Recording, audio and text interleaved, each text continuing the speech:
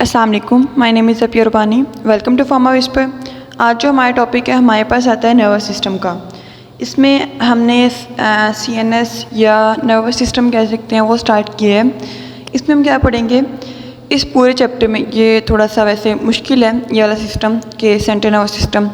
काफ़ी स्टूडेंट्स को मुश्किल लगता है, नोट्स नहीं मिलते, कहीं पे प्रॉपर लेक्चर्स नहीं है। सो मैं इसमें ना आपको सारा पढ़ाऊँगी। लाइक इसमें न्यूरॉन्स पढ़ेंगे हम, इसके अंदर हम न्यूरॉन्स को पूरा क्लासीफाई करेंगे, उसकी ग्रोथ देखेंगे, ठीक है। देन हम CNS पढ़ेंगे, उसमें ब्रेन और स्पाइनल कॉर्ड को डिस्कस करेंगे। देन PNS पढ़ेंगे, PNS के बाद हम ब्लड ब्रेन बैरियर पढ़ेंगे, ठीक है। CSF पढ़ेंगे, ये सारी चीज़ें हम कवर करेंगे। देन हम basic principles of electricity like action potential, resting membrane potential, वो सारी चीज़ें हम किस में डिस्कस करेंगे, हम नर्वस सिस्टम में। और एक बहुत ज़्यादा इंपॉर्टेंट टॉपिक है जो मोस्टली आता भी है, सिग्नल ट्रांसडक्शन पाथवे, वो भी इंशाल्लाह डिस्कस करेंगे। सो फर्स्ट आज हमारे पास जो टॉपिक है ना, वो हमारे पास इस पूरे नर्वस सिस्टम में से टॉपिक है न्यूरॉन्स का, ठीक है। हम पहले न्यूरॉन्स को डिस्कस करेंगे। अच्छा, हम कहते हैं न्यूरॉन्स क्या होती हैं। ये हमारे किसका टॉपिक है, न्यूरॉन्स का। CNS मैंने ओवरऑल लिखा है कि हम पूरे CNS को पढ़ेंगे डिफरेंट लेक्चर्स में। Neurons, first of all introduction क्या है। जो CNS है हमारे पास सेंट्रल नर्वस सिस्टम है, उसमें 10 की पावर 11 न्यूरॉन्स प्रेजेंट होते हैं। और इन न्यूरॉन्स का 10 to 50 टाइम्स क्या होता है, हमारे पास एक और सेल्स होते हैं जिनका नाम क्या होता है, ग्लायल सेल्स। यानी कि हमारे पास CNS में क्या होते हैं, ग्लायल सेल्स होते हैं, जो कि हमारे पास इसका 10 to 50 टाइम्स होते हैं।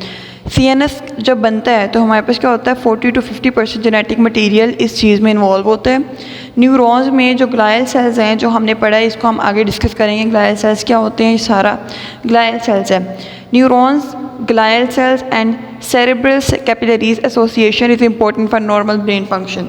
लाइक हमारे पास न्यूरॉन, ग्लायल सेल्स और जो कैपिलरीज वगैरह सारी मतलब प्रॉपर चीज़ें कोऑर्डिनेट करेंगी तो हमारे पास क्या होगा, फंक्शन परफॉर्म होंगे। अगर कोई भी डिस्टर्बेंस होती है किसी भी जगह पे तो हमारे पास क्या होता है, सेरेब्रल एडीमा हो जाता है, सीजर्स हो जाते हैं। लाइक हमारे पास याददाश्त भूलने लग जाती है, याददाश्त नहीं रहती ना तो चीज़ें भूलने लग जाती हैं, हमें सीजर्स हो जाते हैं, झटके पड़ते हैं, ये सारी चीज़ इसमें आ जाती हैं हमारे पास अगर कोई भी डिस्टर्बेंस होती है तो। फर्स्ट आज हमारा टॉपिक है विच इज़ मेन, और ये इंपॉर्टेंट भी है, ग्लायल सेल्स। शॉर्ट आ सकता है आपको, what are glial sales.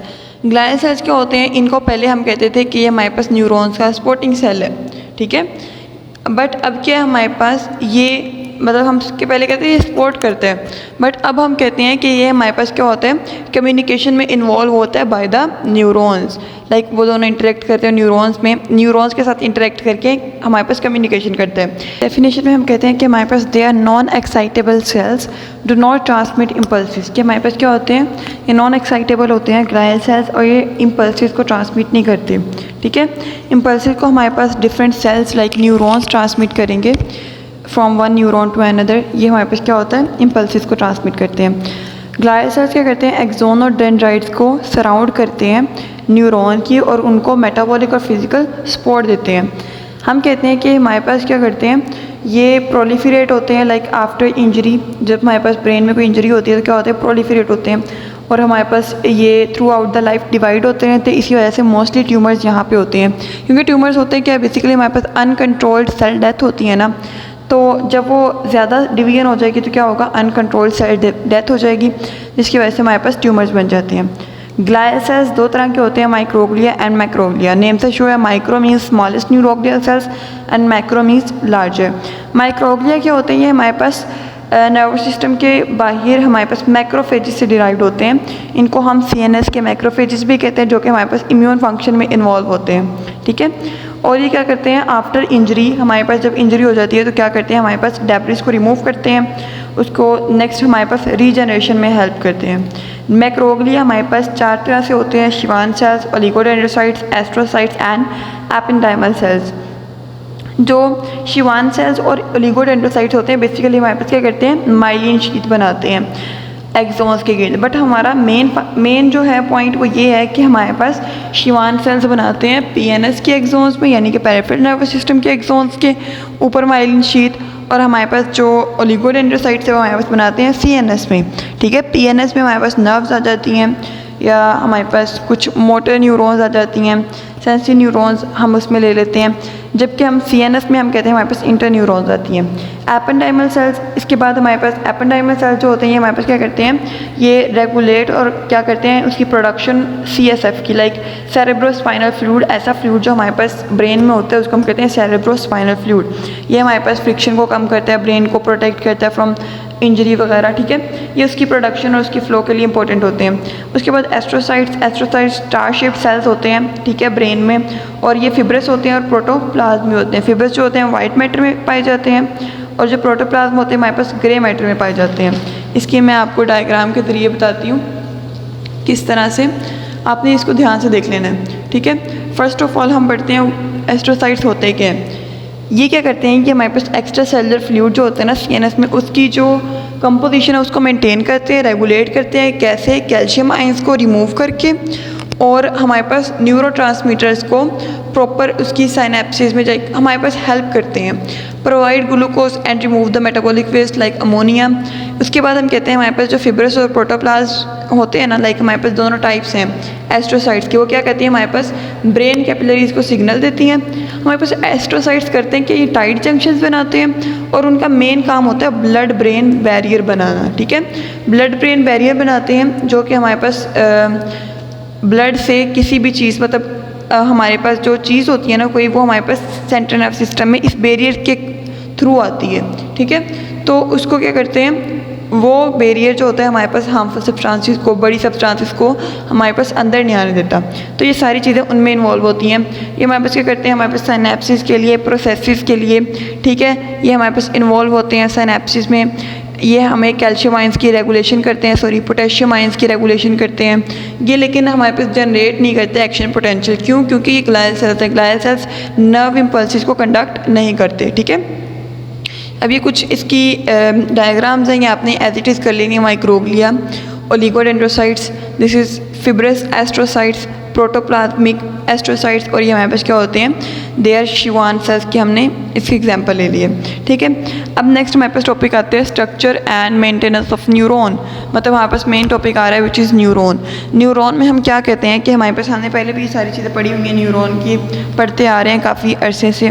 Neurons क्या होते हैं, फंक्शनल यूनिट होता है नर्वस सिस्टम का, ठीक है। इसके 4 पार्ट्स होते हैं, सेल बॉडी, डेंड्राइट्स, एक्सोन और एक्सोन टर्मिनल्स।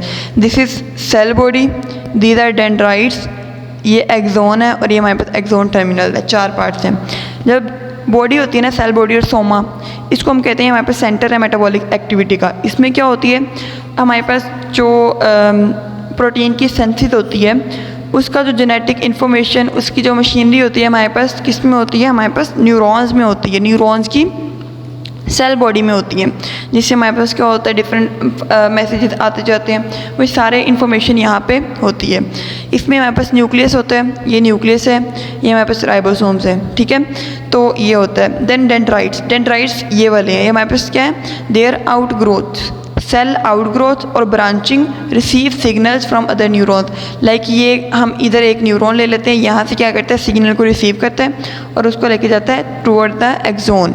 ब्रांचिंग जितनी ज़्यादा होगी उतनी ज़्यादा सिग्नलिंग होगी, उतने ज़्यादा हमारे पास क्या होंगे, सिग्नल्स रिसीव होंगे।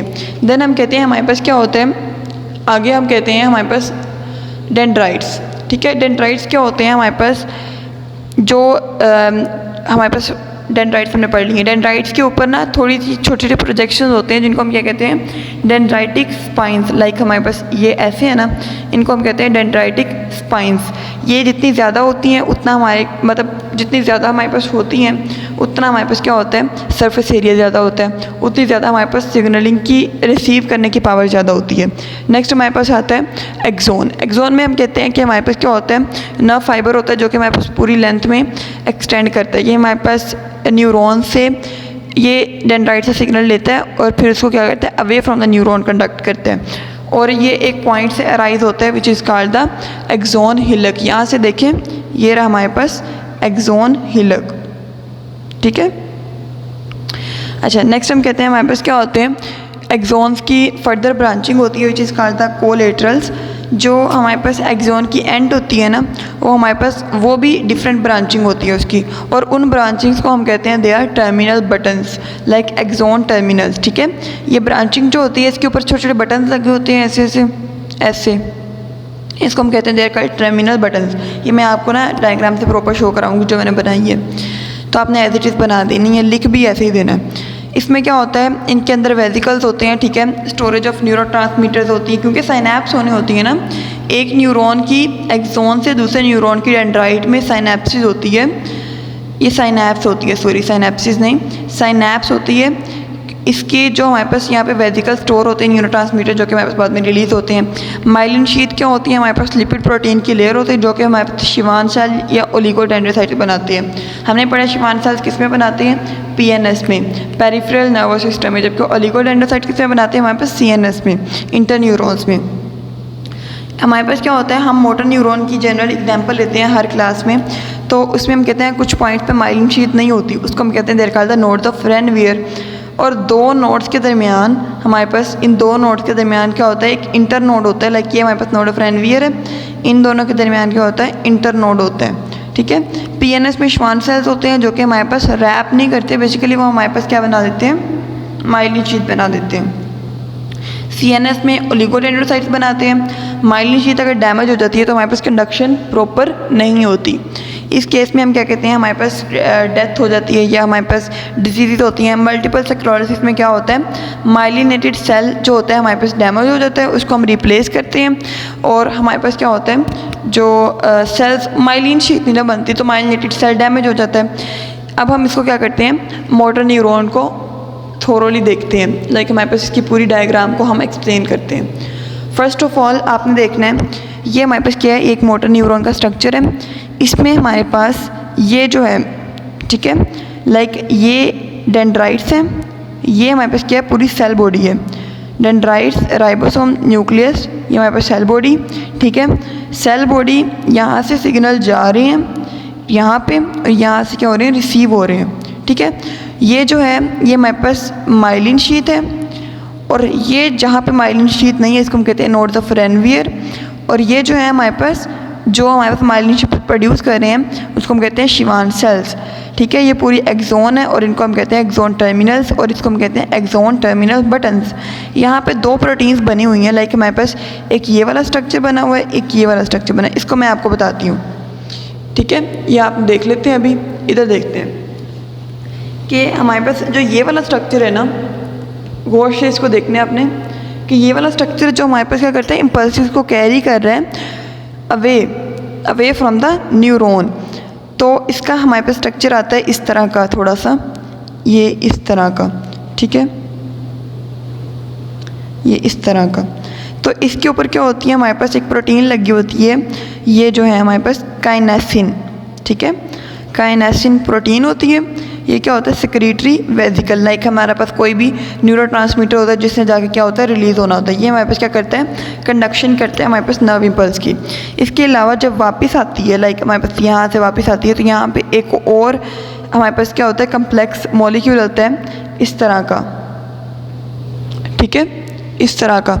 ये क्या होता है हमारे पास, डायनीन प्रोटीन, ठीक है, ये डायनीन हमारे पास प्रोटीन होती है। और ये क्या होता है, रिसाइकल्ड मटेरियल। बेसिकली इस पाथवे से हमारे पास क्या होते हैं, हार्मफुल सब्सटेंसेस दोबारा न्यूरॉन्स में एंटर होते हैं, ठीक है। कुछ केसेस में क्या होता है, न्यूरॉन्स में हमारे पास हार्मफुल सब्सटेंसेस आ जाते हैं, वो सारे जो होते हैं हमारे पास क्या होते हैं, दोबारा एंटर होते हैं into the neuron, like toxins वगैरह, ये सारी चीज़ें इसमें आ जाती हैं। सो ये हमारे पास क्या है, न्यूरॉन्स। ये हमने पढ़ लिया न्यूरॉन के स्ट्रक्चर और उसकी मेंटेनेंस। अब हम देखते हैं उसकी क्लासिफिकेशन। इसकी हम क्लासिफिकेशन में कहते हैं कि इसको आपने ना ध्यान से देख लेना, जो इसकी क्लासिफिकेशन है मोस्टली आती है पेपर्स में और पूछी जाती है।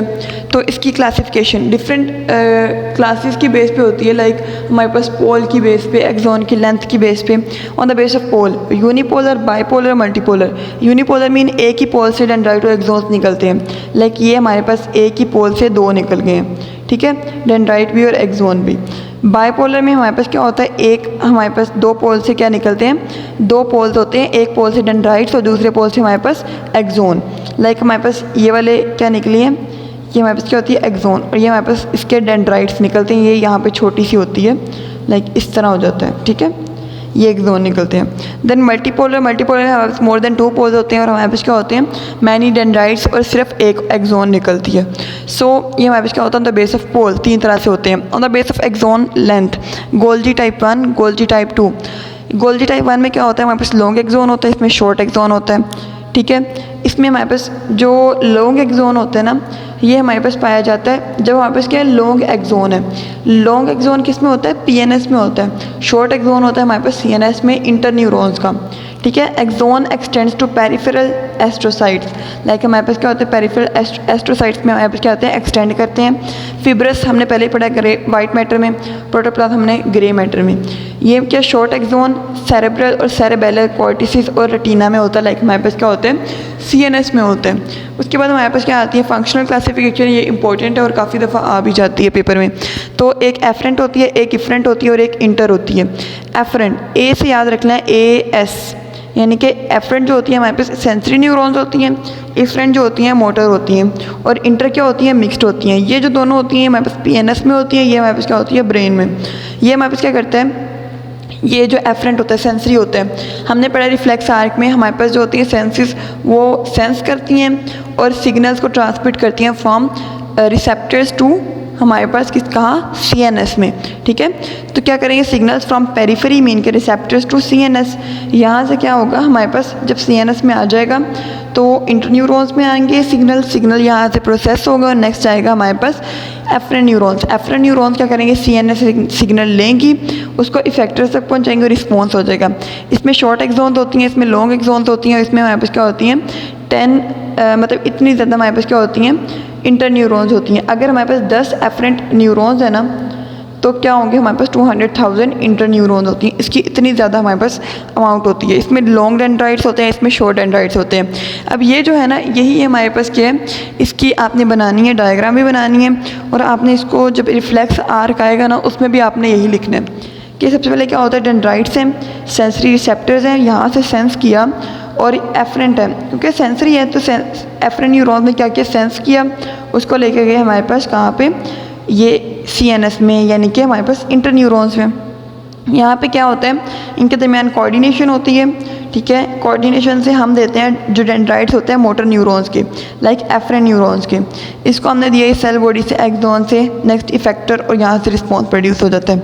अगर रिफ्लेक्स आर्क का क्वेश्चन आता है तब भी आपने ऐसे लिखना है। ठीक है, ये हमारे पास हो गया है उसका किसका हमारे पास फंक्शनल क्लासिफिकेशन।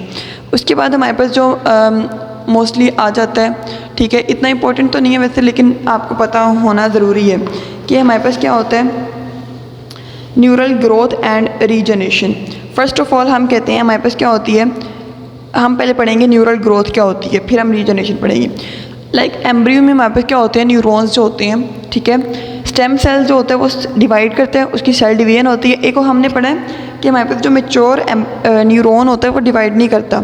ये क्या है हमारे पास एम्ब्रियो में है स्टेम सेल्स डिवाइड होकर हमारे पास डॉटर सेल्स बना रहे हैं जो कि हमारे पास क्या करते हैं next after it's last division वो अपनी जगह पे चले जाते हैं लोकेट हो जाते हैं लाइक जहाँ भी उनकी पोजीशन होती है वहाँ पे चले जाते हैं डॉटर सेल्स और वहाँ पे क्या होते हैं हमारे पास सेंड करते हैं मतलब हमारे पास अपनी जो प्रोसेसेस अपनी आउटग्रोथ निकालते हैं और एक मेच्योर न्यूरॉन बन जाते हैं एक्सोन और डेंड्राइट्स बना लेते हैं। जब ग्रोइंग न्यूरॉन होता है उसकी एक बनती है ग्रोथ कोन, बाकी सारी चीज़ें वैसे की वैसी हैं। ठीक है, ग्रोथ कोन बनती है जो कि हमारे पास साइनैप्स में इन्वॉल्व होती है क्योंकि तब भी तो साइनैप्स होते हैं ना लाइक इमेच्योर में। तब हमारे पास क्या होती है ग्रोथ कोन होती है जो कि हमारे पास attracting supporting inhibitory deflecting functions perform करते हैं।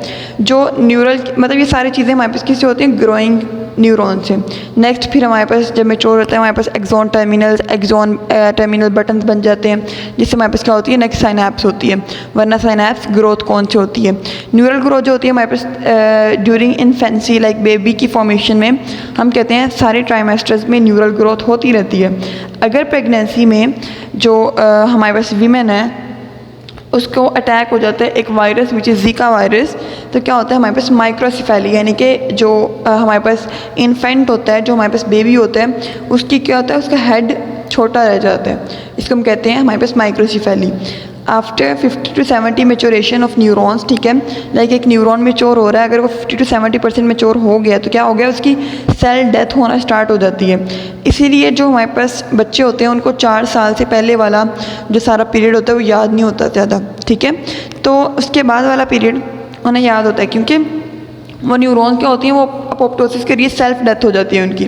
न्यूरॉन्स क्या होती है, देन डिफ्रेंशिएट और मेच्योर हो जाती हैं।